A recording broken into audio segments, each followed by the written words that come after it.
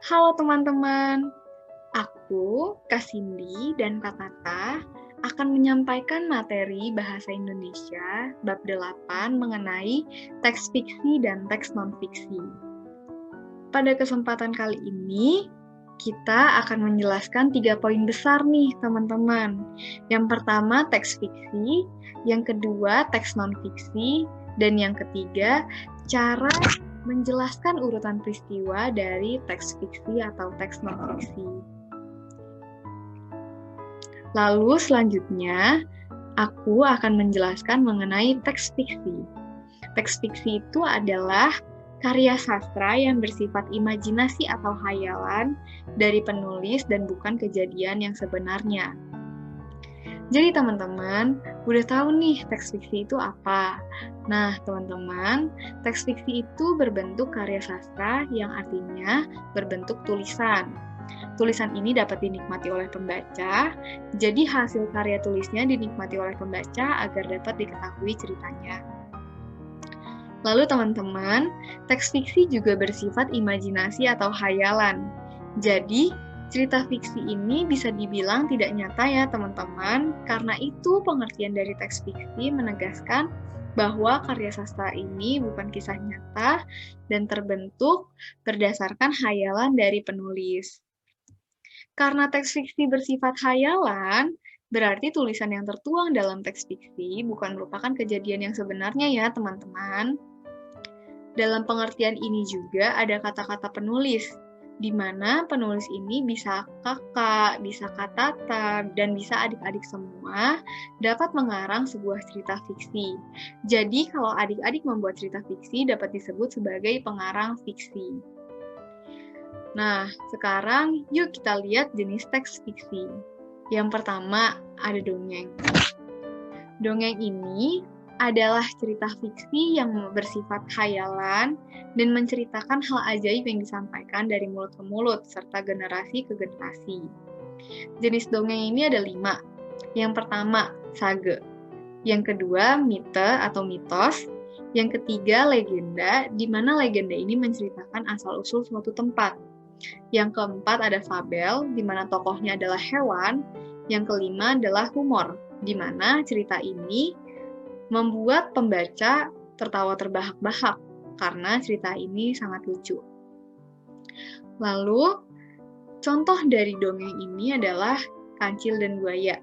Dan Kancil dan Buaya ini termasuk ke dalam jenis dongeng fabel. Selanjutnya ada novel. Novel itu adalah cerita fiksi yang menceritakan sebagian hidup ke seseorang. Cerita ini akan menceritakan secara panjang hubungan tokoh dengan orang sekitarnya, lengkap dengan penggambaran wataknya. Di dalam novel, alur cerita dibuat dengan pro dan kontra, serta memiliki klimaks pada akhir cerita. Nah, contoh novel ini seperti ini teman-teman. Ada novel Kuala Kumal dari Raditya Dika, ada Laskar Pelangi dari Andrea Hirata, dan ada novel Dilan dari Pidi Bait. Selanjutnya, ada cerpen. Cerpen ini adalah cerita fiksi yang berisi cerita pendek tentang kehidupan seseorang dan dapat selesai dibaca dalam sekali duduk. Nah, teman-teman, contoh dari cerpen seperti ini. Makanya kenapa cerpen itu dibilang bisa dibaca sekali duduk, karena cerpen itu sangat pendek dan pembaca bisa membaca dalam sekali baca saja. Selanjutnya ada cerita roman. Roman ini adalah cerita fiksi dengan tema percintaan dan asmara. Roman juga berisi cerita dengan pesan moral dan bersifat klasik.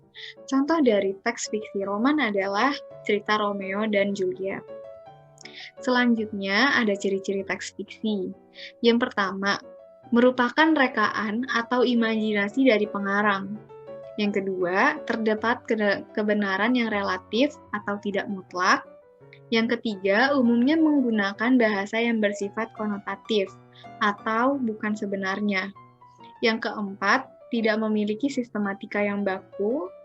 Yang kelima, sasarannya adalah emosi atau perasaan pembaca, bukan logika. Yang keenam, memiliki pesan moral atau amanat tertentu. Nah, teman-teman, Selanjutnya, aku akan menjelaskan mengenai unsur intrinsik terhadap teks fiksi. Yang pertama itu adalah tema.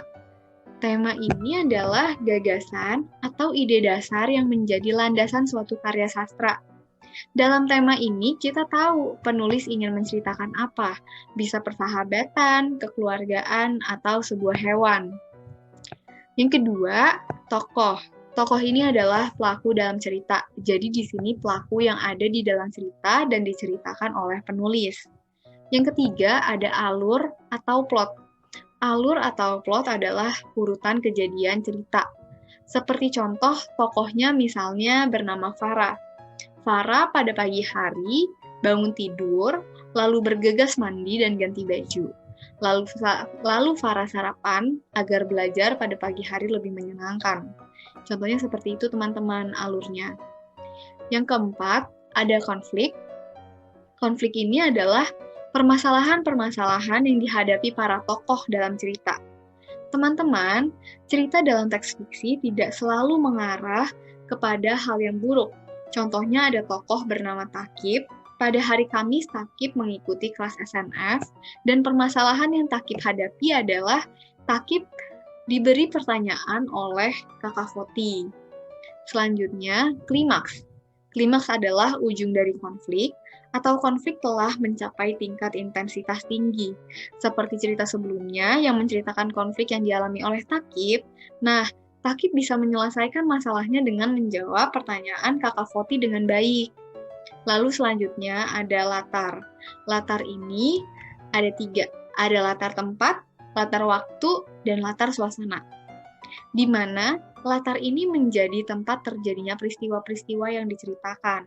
Seperti contoh, ada tokoh bernama Abril. Pada sore hari, Abril olahraga bersama teman-teman di lapangan, dan Abril sangat senang. Nah, di sini kita bisa tahu nih, ada 3 latar yang ada dalam cerita sebelumnya. Yang pertama, latar tempatnya adalah lapangan. Yang kedua, latar waktunya adalah sore hari. Yang ketiga, latar suasananya adalah tokoh dalam cerita tersebut merasa senang. Selanjutnya, ada amanat. Amanat adalah pesan moral yang disampaikan oleh pengarang melalui cerita yang telah ia buat. Selanjutnya, ada sudut pandang. Sudut pandang ini adalah cara penulis memandang atau menempatkan dirinya dalam sebuah cerita. Misalnya, dalam cerita tersebut ada 3 tokoh bernama Farah, Abril, dan Takib. Aku, sebagai penulis cerita tersebut, ingin menyampaikan kepada pembaca melalui sudut pandang Farah. Jadi, apa yang dilihat dan dirasakan oleh tokoh bernama Farah diceritakan oleh aku sebagai penulis. Teman-teman, sampai sini dulu materi yang aku sampaikan, dan selanjutnya akan dijelaskan oleh Kak Tata. Tetap semangat ya teman-teman. Halo adik-adik SNF, kenalin nama aku Kak Tata. Nah, setelah kita tahu apa itu teks fiksi, ada lagi nih satu jenis teks yang lain, namanya teks non-fiksi. Apa sih Kak teks non-fiksi itu? Nah, teks non-fiksi adalah karya tulis yang dibuat berdasarkan fakta, pengalaman objektif, penelitian, atau analisis dari suatu masalah. Nah, bedanya kan tadi kalau teks fiksi itu adalah karya sastra, kalau teks non-fiksi itu adalah karya tulis. Nah, selanjutnya kita harus tahu dulu nih ciri-ciri teks non-fiksi itu apa. Yang pertama, ditulis dalam bahasa formal, resmi atau baku. Nah, di bahasa Indonesia ke-7 kita udah belajar tuh apa aja sih yang merupakan bahasa baku, apa aja yang tidak merupakan bahasa baku. Nah, itu salah satu adalah ciri-ciri dari teks non-fiksi. Nah, yang kedua, menggunakan gaya bahasa denotatif atau memiliki makna yang sebenarnya. Karena tadi kita tahu kalau teks non-fiksi itu merupakan sesuatu yang terjadi secara fakta, artinya bahasa dari teks non-fiksi itu harus memiliki makna atau arti yang sebenarnya. Nah, yang ketiga, disusun berdasarkan fakta. Yang keempat, ditulis secara berurutan. Karena fakta itu terjadi secara berurutan, misalnya nih, ada kebakaran. Kebakaran terjadi gara-gara kompor gasnya meledak. Nah, berarti kan kompor gas meledak dulu, baru kebakaran terjadi. Nah, itu makanya teks non fiksi itu ditulis secara urutan, karena nggak mungkin kebakaran dulu terjadi baru kompor gasnya meledak, ya kan? Nah, yang kelima adalah merupakan temuan baru atau penyempurnaan dari temuan lama. Nah, selanjutnya setelah kita tahu 5 ciri-ciri teks non-fiksi, ada contoh teks non-fiksi. Apa aja sih, Kak? Yang pertama ada laporan, lalu ada ensiklopedia, ada artikel, ada berita, tulisan sejarah, karya ilmiah, kamus, skripsi, dan juga ada biografi. Nah, kalau kita lihat nih contoh dari teks non-fiksi ini, mereka mempunyai kelima ciri dari teks non-fiksi. Contohnya tadi apa aja? Ditulis secara berurutan, merupakan fakta, menggunakan bahasa baku, memiliki arti yang sebenarnya. Nah, selanjutnya, aku akan ngejelasin nih cara menjelaskan urutan peristiwa dari teks fiksi atau non-fiksi. Gimana sih, Kak, caranya?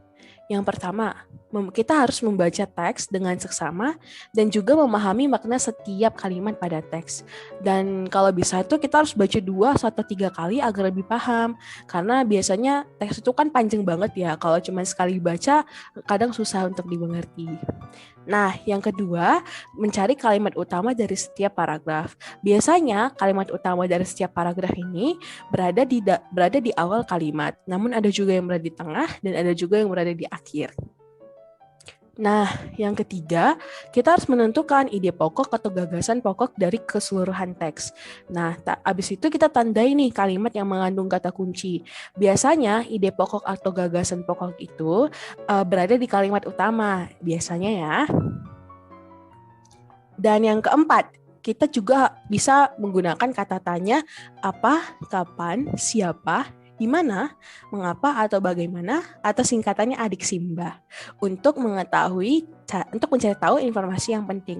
Nah, misalnya nih kita melihat berita, ada berita kebakaran. Kebakaran ini terjadi pada tanggal 28 Februari 2021. Dan kebakaran itu terjadi gara-gara kompor gasnya meledak. Nah, kita bisa pakai nih adik Simba nih, contohnya nih, apa sih yang diberitakan di berita itu? Yang diberitakan adalah berita kebakaran. Nah, kapan sih kejadiannya? Kapan sih kebakaran yang terjadi? Kebakarannya terjadi pada tanggal 28 Februari 2021. Nah, dan bagaimana bisa tuh kebakarannya terjadi? Kebakarannya bisa terjadi gara-gara kompor gasnya meledak. Nah, gitu ya adik-adik kira-kira. Nah, dan yang terakhir adalah kita harus menulis rangkuman menggunakan informasi yang sudah ditandai secara berurutan. Nah, jadi informasi-informasi yang sudah kita ketahui tadi itu contohnya kayak kalimat utama, ide pokok, dan juga pertanyaan-pertanyaan atau jawaban-jawaban yang telah dijawab menggunakan adik Simba. Kita tulis tuh rangkumannya agar dapat kita baca ulang dan juga bisa digunakan lagi nantinya. Nah, untuk menulis kalimat-kalimat rangkuman informasi tersebut, kita harus gunakan kalimat efektif dan bahasa baku. Karena tadi ingat, teks non-fiksi menggunakan kalimat atau bahasa yang baku. Nah, cukup sekian pembelajaran kita hari ini. Semoga apa yang udah diajarkan oleh Kak Cindy dan Kak Tata, adik-adik semua ngerti ya. Terima kasih.